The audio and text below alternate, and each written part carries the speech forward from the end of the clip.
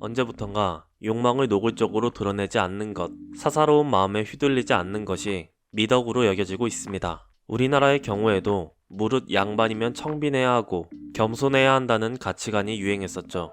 이렇게 특정한 마음의 작용을 억제하는 덕목은 동서양을 막론하고 흔히 요구되는 가치였습니다. 그런데 이러한 금욕의 진정한 의미는 무엇일까요? 왜 사람들은 금욕을 장려하고 실천하려 했을까요? 책 도덕의 계보에 수록된 마지막 논문의 제목은 금욕적 이상이란 무엇을 의미하는가입니다. 여기서 니체는 금욕이란 그 자체가 목적이 아니라 다른 목적을 위한 수단으로서 기능한다고 설명하고 있습니다.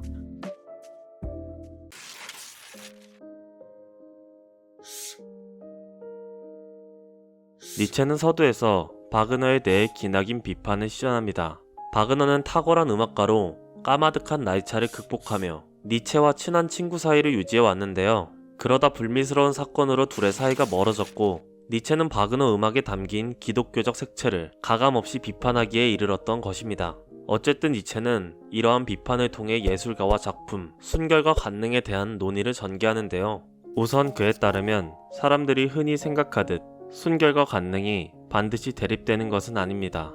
즉 서로 반대되는 개념은 아니라는 거죠. 그런데 역사적으로 사제나 지식인들은 언제나 관능을 배제하고 순결을 지향하는 길을 선택했습니다. 적어도 그것이 더 좋다는 사실에 대해선 인정했죠. 칸트는 미, 즉 아름다움의 속성 중에서도 인지 역량을 고양시키는 요인들을 앞세울 때야 예술이 진정한 가치를 지닌다고 봤습니다. 칸트에게 미란, 무심하게 마음에 드는 것, 아름답다고 느끼는 만족감 외에 어떤 부차적인 것들도 동원하지 않는 판단입니다. 예컨대 사람들은 종종 여성의 나체를 묘사한 작품을 보며 어떤 성적인 감흥도 없이 그저 아름답다고 느끼곤 합니다. 그저 탄성만 나오는 경우인 셈이죠. 쇼펜하우어는 이러한 칸트의 무심함에 대해 자신만의 독자적인 해석을 내놓습니다. 즉 아름다운 예술작품을 감상할 때 두드러지는 효과는 감상자의 성적 관심, 즉 의지를 억제하는 데 있다는 거죠. 니체는 이것이 쇼펜하우어 철학의 핵심이라고 생각합니다.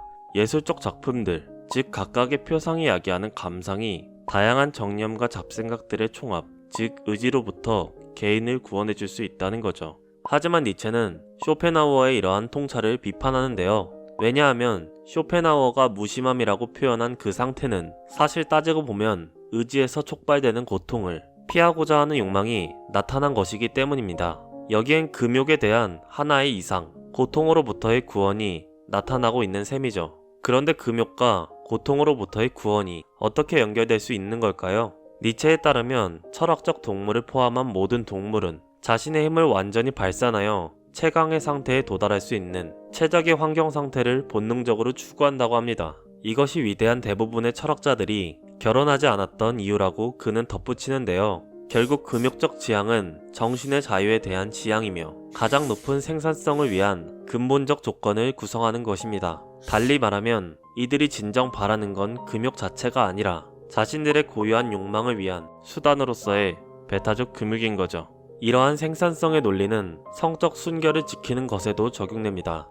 이에 쓰이는 에너지를 학문이나 창작 등에 쏟아붓기 위해 순결이 권장된다는 건데요. 니체에 따르면 동물적 욕망을 느끼고 이에 사로잡혀 행동하는 것은 다른 더 고차원적인 활동에 쓸 수 있었던 에너지를 낭비하는 셈입니다. 그렇다고 금욕적 이상의 시작이 순전히 이러한 논리에서 비롯된 것은 아닙니다. 니체는 머나먼 과거엔 철학적 정신이라는 게 존재하기 위해선 철학자들이 종교적 인간으로 위장했어야 했다고 말합니다. 왜냐하면 이 철학적 행위는 명상, 숙고 등을 의미하는데 원시사회의 관점에서 보기에 이러한 활동들은 지나치게 정적이면서 어딘가 불신을 불러일으키는 측면이 있기 때문이죠. 예를 들어 여러분이 여럿이 팀을 짜서 활동해야 하는데 그중 한 명이 구석에서 가만히 생각만 하고 있으면 저거 저러다 배신하는 거 아니야?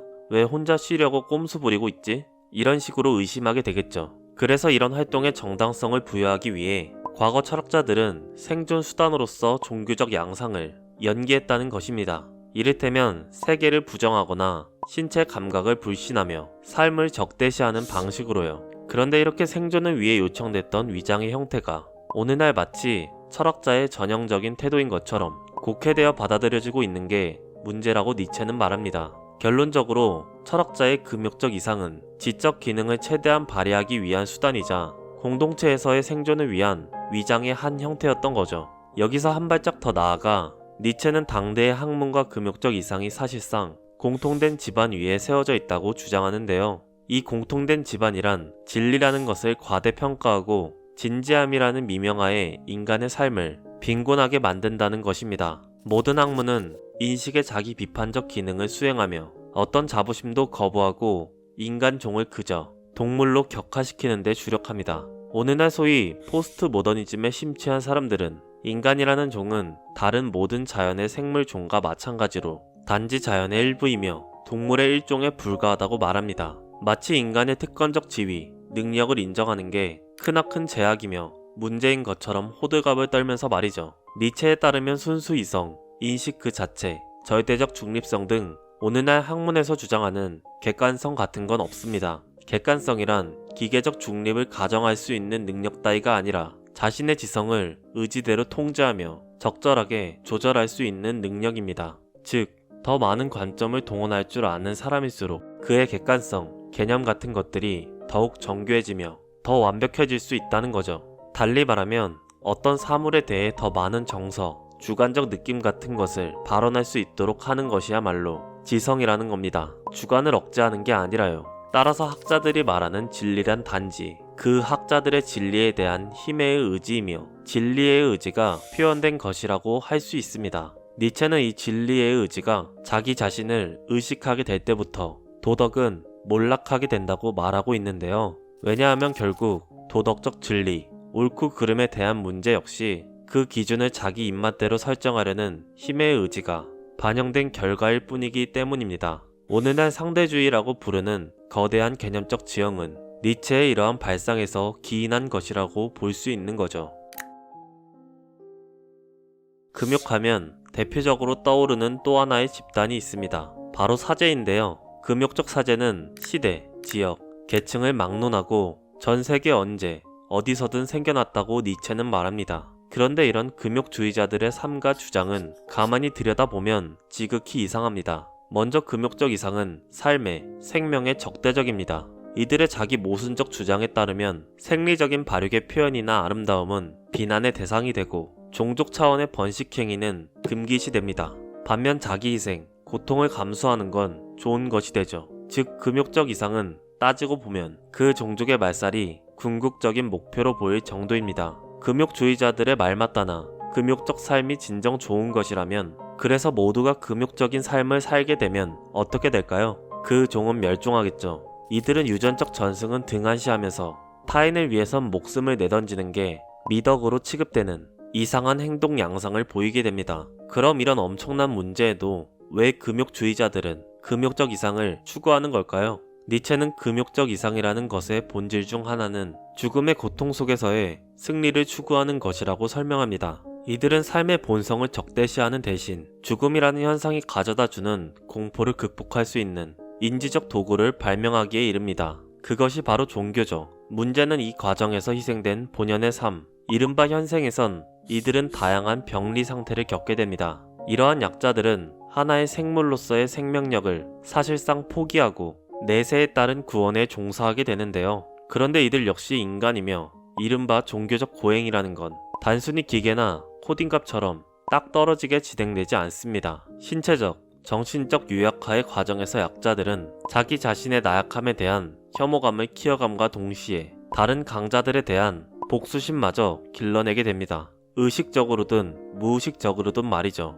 그래서 약자들은 자신의 권력, 힘의 의지를 행사하기 위해 도덕이라는 도구를 사용하게 되는데요. 이 도덕적 투쟁, 약자들의 가해자 없는 복수는 그들 자신의 모든 불행을 행복한 사람들의 양심에 밀어넣는 것을 목표로 한다고 니체는 주장합니다. 즉 강자들이 자신의 행복을 의심하게 만드는 게 약자들의 궁극적인 계획이라는 거죠. 예를 들면 이 세상에 이렇게 굶주린 사람들이 많은데 나는 너무 사치스러운 식사를 하고 있는 게 아닐까? 사지 멀쩡한 내가 어려운 사람들을 위해 봉사활동을 하거나 나보다 가난한 사람들을 위해 기부라도 하는 게 올바른 일이 아닐까? 이런 식으로 자신을 계속 채찍질하고 마치 이 세상의 모든 불행에 그들의 책임이 있느냐 자책하게 만드는 겁니다. 그리고 이 모든 과정을 약자들의 무리 앞에서 진두지휘하는 자가 바로 금욕적 사제인 거죠. 니체에 따르면 사제란 원한의 방향을 바꾸는 자입니다. 심지어 일시적 고통에 시달리는 건강한 자를 치유함과 동시에 중독되게 하여 그들마저 병들게 만들어 버리는데 종사하고 있습니다. 니체는 이러한 병자들의 특징이 괴로움의 책임 소재에 집착하는 것이라고 말합니다. 정작 그 진짜 원인은 자신의 나약함, 생리적 상태에 있음에도 이를 인정하지 않고 감정을 폭발시킬 외부의 무언가를 눈에 불을 켜고 찾아다닌다는 거죠. 니체는 이에 고통받는 자는 고통을 주는 정동에 대한 구실을 찾는데 무서울 정도로 열성적이며 독창적이라고 병자들을 비판합니다. 니체의 이러한 지적은 우리나라 인터넷 커뮤니티의 양상에도 유의미한 시사점을 제공하고 있는 것 같네요. 병자들이 많은 사회는 타인의 조그마한 결점 하나에도 열성적으로 달려들 테니까요. 하지만 사제들은 이러한 사람들의 분노를 치료하지 못합니다. 이들은 의사, 치료자가 아니라 위로자일 뿐이니까요. 니체는 기독교가 특히 고통을 완화시켜줄 재료가 가득 쌓인 보물창고와 같다고 지적합니다. 종교적 해법이란 사실, 당대의 생리학적 지식의 결핍으로 요구됐던 일종의 대안적 무지에 불과하다는 게 니체의 입장이죠. 이민, 전쟁, 염세주의, 전염병 등 시대적 압력에 대항하여 내놓은 임시 처방이 바로 종교와 그 가르침인 셈입니다. 그렇다면 금욕적 사제들은 구체적으로 어떻게 병자들을 이끌고 병자를 만들어낸다는 걸까요? 니체는 이에 대규모로 시도되는 불쾌감과의 싸움이라는 기치하에 두 종류로 이들의 방법론을 구분합니다. 하나는 비교적 덜 해로운 방식의 조작 방식입니다. 예를 들어 이들은 우리가 일상적으로 느끼는 감정들을 가장 낮은 수준으로 유지하길 요구합니다. 일종의 겨울잠을 자듯이요. 다양한 종교에서 공통적으로 말하는 것 중 하나가 바로 무해 감정, 고통 없는 상태란 일종의 구원이라는 겁니다. 이는 기쁨, 행복, 즐거움과 같은 긍정적인 감정들도 포기하라는 요구를 담고 있는 셈이죠. 다른 예로는 기계적 활동이 있습니다. 즉 반복적인 노동 행위를 명령하는 거죠. 이는 고통을 줄이기 위한 더 쉬운 방법이며 오늘날 특히 유행하는 방식입니다. 여러분도 어떤 단순 반복 작업에 몰입하다 보면 잡생각이나 감정의 요동이 사라지는 걸 느끼실 겁니다. 이런 상태를 청교도에선 노동의 축복이라고 불렀는데요. 노동은 신성한 것이라는 관념도 여기서 나온 겁니다. 특히 이웃에 대한 봉사와 관련된 노동은 사제가 처방하는 강력한 마취제 중 하나입니다. 노동의 축복을 누림과 동시에 자신보다 약자인 사람들을 보며 힘의 의지가 자극받도록 유도할 수 있기 때문이죠. 이 같은 방식들은 니체의 표현에 따르면 불쾌와 싸우는 순진무구한 수단들입니다. 다른 한편엔 니체가 죄 있는 수단들이라고 이름 붙인 보다 해로운 방식들이 자리하고 있죠. 예컨대 사제들은 병자들의 불쾌감을 잠재우기 위해 감정의 무절제함을 촉발시킵니다. 특히 이상주의적인 정서의 폭발을 유도하는데요. 종교적 체험에서의 환희, 집단적 열광 등을 비롯해 절대자나 그와 관련된 존재에 대한 무조건적 사랑을 요구합니다. 종교가 지향하는 이상에 대한 투쟁을 장려하며 때에 따라선 전쟁과 테러를 불사하고 순교를 강요하기도 하죠. 즉 감정의 방향을 잘 조준해 한 번에 터뜨리는 작업으로 내부에 축적되어 있었던 원한을 해소시키는 것입니다. 다른 예로는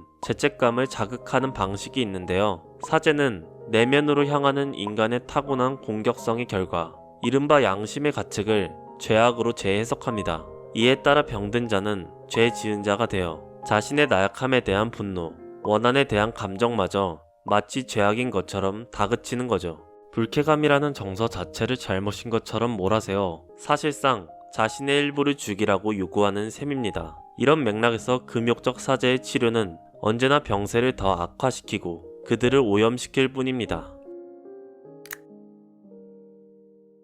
그래서 금욕적 이상의 궁극적인 의미는 무엇일까요? 니체는 그 의미란 고통의 맥락을 부여하는 것이라고 합니다. 그는 인류에게 내려진 진정한 저주란 고통 그 자체가 아니라 고통의 무의미함이었다고 설명하는데요. 금욕적 이상은 이 고통을 해석할 수 있는 수단을 제공하는데 성공했다는 것입니다. 이제 우리는 천재지변에 의해 재산을 잃고 가족을 잃어도 신의 시험이라는 서사적 맥락 안으로 도망칠 수 있습니다. 나에게 생긴 모든 문제, 고통에 대해서도 인류가 태초에 저지른 원죄의 분담이라는 인과관계로 설명할 길이 생겨난 거죠. 문제는 이러한 번역이 새로운 고통, 니체에 따르면 보다 깊고 내면적이며 더욱 유독한 삶을 갉아먹는 새로운 고통을 초래했다는 것입니다. 이러한 해석에 따라 모든 고통은 죄라는 관점에서 해석되며 모든 긍정성에 대한 욕망은 벗의 대상이 됩니다. 생물로서 타고난 생명력은 억압해야 하는 병세가 되며